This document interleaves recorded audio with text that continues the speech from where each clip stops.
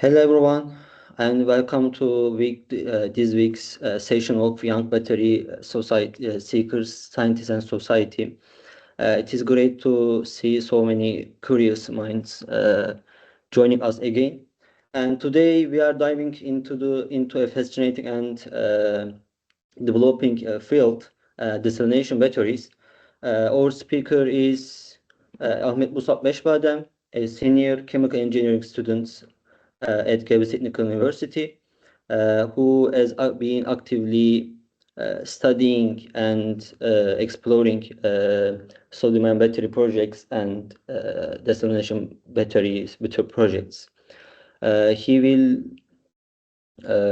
give us through the fundamentals, the science, and emerging application of desalination batteries. Let's give him our attention and enjoy the session. Musab, the floor is yours. Thank you so much. Hi, everyone. As my friend Emre explained, I will start my presentation by introducing myself a little bit. I'm a senior chemical engineering student at Gebze Technical University in Turkey, and I started my battery research in 2024 in Gebze Technical University Nanotechnology Institute under the supervision of Dr. Muhammed Taha Demirkan. I'm still in the same projects. It is about developing hard carbon anode material developments by using some additives. In our project, it is piezoelectric materials. So last summer, I did a research internship at Uppsala University, Angersholm Labs in Sweden, under the supervision of Professor Dr. Reza Yonisi. And right now, I am continuing my battery journey with TÜBİTAK project I mentioned, and also graduation project with Professor Dr. Rezan Demirşakan and Dr. Burcu Önal about desalination batteries. And also I'm running a YouTube channel and website about battery-related contents. So let's start with the importance of water purifications. So as we can see in this map, so the world is going somewhere which we may not find any water available. So according to the research, as you can see, 11 of the 17 most water-stressed nations include our countries, Turkey. Our country, Turkey, is include facing water crisis. So we have coastal regions, but because of climate issues, the available water is declining, and also the salinity is increasing. So the water equals energy, so energy of life, and also water purification means energy. We will talk about it later. So I wanted to start with the importance of water purifications. And according to the research, again, by 2040, 1 in 4 children in the earth would not be able to reach the fresh water. So this is really important, especially in the area which is North Middle East and North Africa. So what is water purification? Basically, water purification includes 3 main steps. So 3 types of water purification happening. So first of all, physical purification. It includes sedimentation, filtration, and screening. And the second one is chemical purification. It includes chlorination, ozonation, and coagulation. In here, basically, we use some chemicals to make some chemical reactions inside of the seawater to extract them, and these types of operations happening. And the last one, membrane and advanced purification methods. it includes ultrafiltration, nanofiltration, reverse osmosis, electrodialysis, and capacitive deionizations. And lastly, desalination batteries. It is a new approach we will discuss today. So where does desalination fit in the water purification chain? So generally speaking, we intake the seawater, then there are some pre-treatment operations. Then after that, it is the critical part, desalination part. Then post-treatment, it is about arranging the pH of the sea. And lastly, the distribution of this purified water. What is the important thing is about desalination is the cost of whole water purification. The desalination, desalination costs 70 to 90% of the total costs. So the main technical and also economical challenge is in desalination part. So as I told before, in current state technology right now, the commercial technology is mostly applied reverse osmosis technology for desalination. The multi-stage flash, multi-effect distillation, these types of technologies, they are not being using anymore because of the high energy consumption. Because to be able to desalt this salt from the seawater, you need to apply some energy. And in the previous methods, they used to use high energy, and you are dependent someone else in energy base. So we don't want to depend on someone else in energy related issues. So comparatively, compared to other methods, reverse osmosis right now is the most convenient one. But it's not just about, I mean, when it compared to other technologies, it has a lot of advantages, but still it has a lot of problems we will discuss later. So mainly desalination methods, as I said, reverse osmosis, the current one, the commercial one, and then electrodialysis, capacitive deionizations. These are three methods widely used in the industry. But the problem is with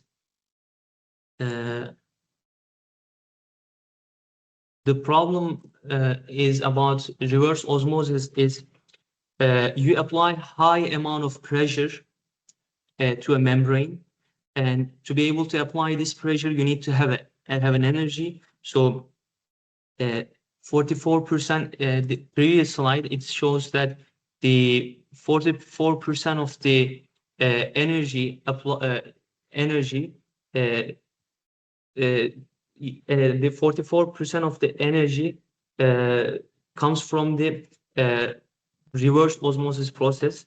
You need to apply a huge amount of pressure, and also you need to have a membrane, specific membrane, and we have some problems in membrane sites like falling and other types of problems. So membrane and applying high pressure is really one of the bottlenecks of this technology. So when it comes to electrodialysis and capacitive deionizations, they have some efficiency and capacity bottlenecks.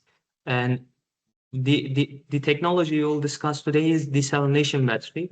It started with 2012 with Pasta and his group. So where did desalination battery concept come from? Actually, it starts with again the same group, Pasta and his group. They they started to work with mixing entropy battery, and it's based on the concentration difference between seawater and fresh water. They because by using this concentration gradient between seawater and fresh water, they found a way to produce electricity. So in 2011, they did that research and published their article. And 1 year later, they came to a new idea, and by just reversing this process, by putting the seawater inside of a battery, same concept I will explain later, and they get fresh water and brine solution, and they get some energy from that system. So what was the main idea, paradigm shift is in traditional capacitive deionization, capacitive storage. So we rely on the surface area of the materials. Mostly it is carbon, activated carbon. Ions are stored on the surface of the carbon electrodes. We call it electrical double layer. But the problem was salt adsorption capacity, SEC. It is limited. Limited by the available surface area of that electrode. So new approach is intercalation storage. In addition to capacitive storage, in here we have capacitive behavior and also ion intercalation phenomena. So we use ion intercalation materials similar to rechargeable batteries. Ions are stored within the crystal structure of the electrode materials, and it can also be called bulk storage. So it dramatically increased the salt adsorption capacity compared to capacitive deionization methods. So as you can see in here, this is the main cell which are using in desalination battery. We have positive electrodes, cation capture. So we use NMO, sodium manganese oxide. So its function is in desalination step, sodium ions are intercalated into the sodium manganese oxide crystal structure. So this is like battery type mechanism, reversible. And why NMO? It's because of its charge capacity and its environmental friendliness, and also it is low cost. When it comes to the other side, the negative electrode we use is, they used in the beginning is silver electrodes, silver microparticles. So in its function is during desalination, silver reacts with chlorine ions to form solid insoluble silver chlorides. So this is the redox reactions that has happened. So what is the working principle of desalination battery? We have 4 steps in desalination battery systems. In the first step, we have discharge, desalination, then we exchange the water. After that, we regenerate the electrodes, ion release part. Then we again change the electrolytes. Let's understand them one by one. So in the first step, we have seawater as an electrolyte. In our cell, we introduce the seawater, and low voltage we apply, and then what happens? Sodium ions goes to NMO side, and chlorine ions reacts with silver side. So what happened after first step? We have a seawater which has relatively lower ion contents. So after first step, we have seawater, fresh seawater, purified seawater, and we have electrodes which has ions inside of them. So in second step, we take out this purified water, because the aim of the work is getting pure water. So we take out the pure water, and to be able to use again these electrodes, to be able to purify and continue to process, we add again fresh seawater. So what happened then? Third step, we apply voltage, the applied voltage reversed, and again we apply voltage. And what happened? Our electrodes, they intercalate in NMO side, sodium ions, they intercalate into the electrolytes, which is in this case seawater, and the other side, silver chloride is reduced back to silver ion, and reduced back to silver and releasing chlorine ions. So result is a solution with a higher salt concentration than the initial seawater. So what happened after third step? We have a really high concentrated brine solution.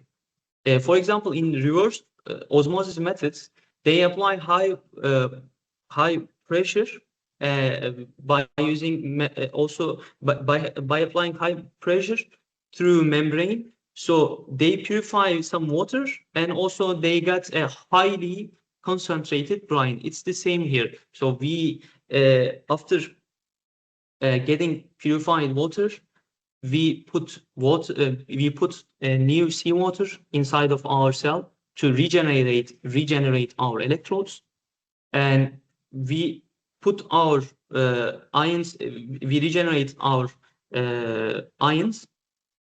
We regenerate our electrodes so that they can do the cycle again. So the last step is taking out this brine concentration and adding the new seawater. So as you can see in Pasta and his group, the result is this is the area, the shaded area in this graph is the energy requirement for this process. And upper side, we can see the selective cation removal. So sodium is our main target ions. Its selectivity is really high. So when it comes to EIS results, so we have some problems with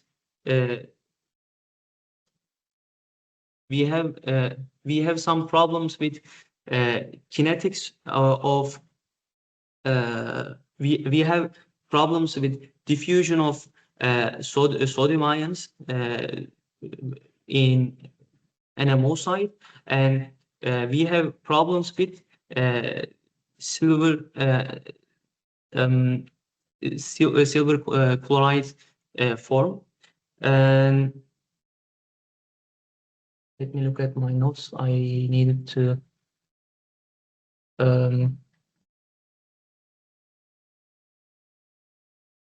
so the silver electrodes shows a large increase in charge transfer resistance after silver chloride formation. So this confirms that chloride capture is limited by kinetics, while the NMO electrode is mainly diffusion limited. So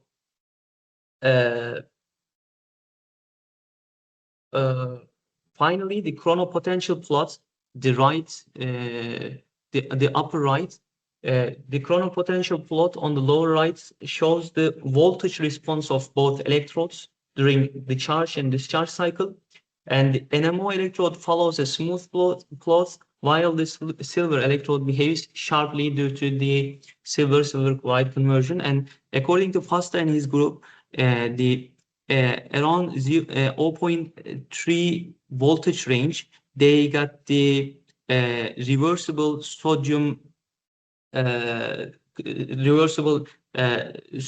intercalation, reversible reaction voltage range. So this is the one they emphasize in their research. In this voltage range, this is the reversible reaction happen. So what is the strength of desalination battery? So it is low energy consumption, especially when you think about reverse osmosis methods. You use high pressure. You need to imply a high pressure, and also you need to have huge. So you need to have a membrane which has huge amount of surface area. We don't have membrane. Also, we have low voltage electrochemical operations compared to other types of capacitive deionization and also electrodialysis. So it minimizes the parasitic reactions and also the energy losses, and it has high ion selectivity, and it is flexible batch operation. So according to my research, I didn't come into any work about it is prototype systems, but in the future, whether a flexible batch operation can be done because of its nature.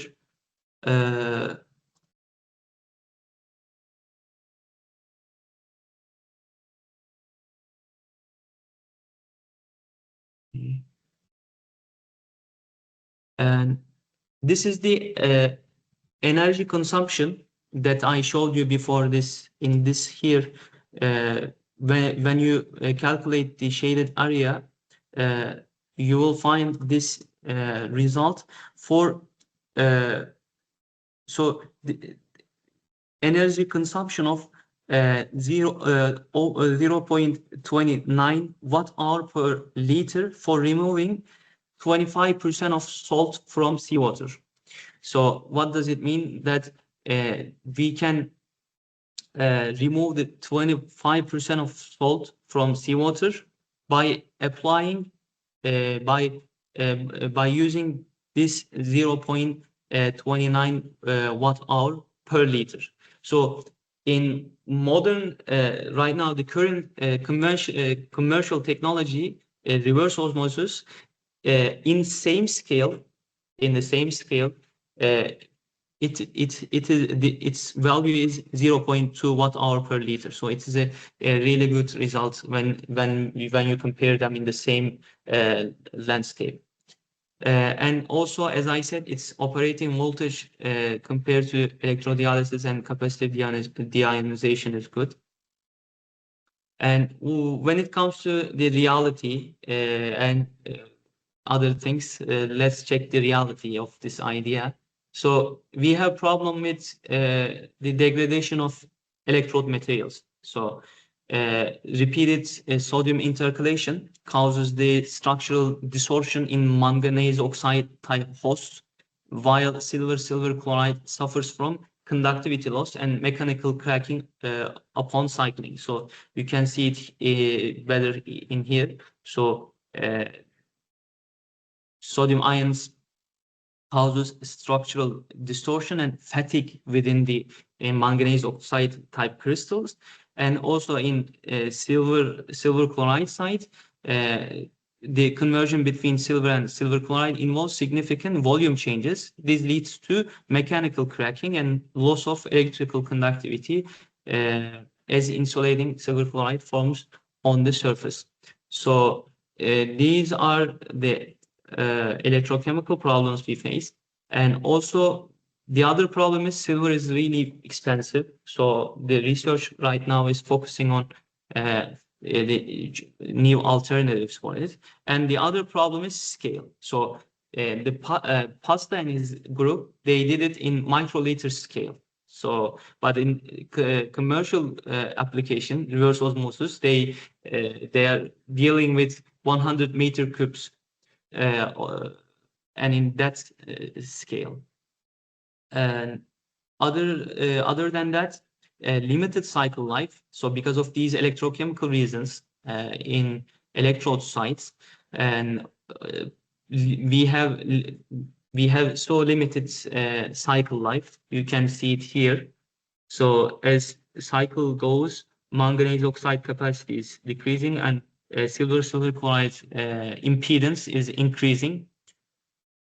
And so, and as you can see here, cycle lives, right now the prototypes reach maximum at 100 to 100 cycles, but the current state technology reverse osmosis standard is 3 to 7 years. So in 2012, the first idea came with Pasta and his group, and after that, the research, these challenges defined by researchers, and the publications increased about it. So right now, the literature focuses on addressing the problems with silver sites, electrode sites, to increase the reversible reactions. And especially in silver side, we need to change, we need to find a new material which is cheaper than silver and electrochemically better than it. And other than that, they focuses on cathode materials. Actually, it goes with sodium-ion battery research because we can use we can implement easily the sodium-ion battery electrodes in our case. So what is the future roadmap? Actually, what is the motivation that I have as someone who has a graduation project about this technology, is that this technology, ideally it has a good idea, but it has no real application, commercial application. It's in laboratory scale. Still, it is in laboratory scale. And what is the future roadmap and what is the motivation I have? So if we develop electrode materials and if we develop the systems, we can integrate it into water purification plants or desalination process. It can be in the as in this figure, you can see it can be the pre-treatment before reverse osmosis. So we can increase the efficiency of reverse osmosis by using electrochemical desalination battery, or we can use it in, relatively small scale by using some photovoltaic panel. So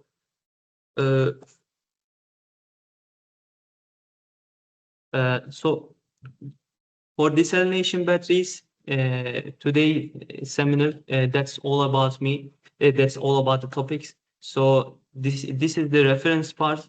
I took out, I redraw these figures from Pasta and his group's articles. Other than that, other figures I created by myself, and you can see the other references from here. Thank you for listening. So if you have any questions, you can ask.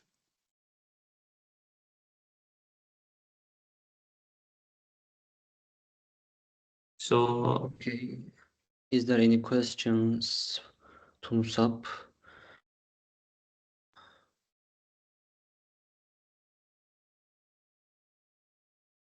Okay. I have a question. Musab. Musab, thank you for your great speaking, great talking. I have learned about many things from desalination batteries. This is a new concept for me. It is the first time that I learned. But I want to understand the working principle of desalination batteries in deeply. I didn't understand. We are releasing the ions again to the electrolyte, which is seawater. But I don't Yes. understand when we release the ions from activated carbon and from the main cathode material. Don't we give output? Don't we give a dirty output? I couldn't understand that part. Okay, so this part is a little bit complicated. Yes, so actually, the thing is here.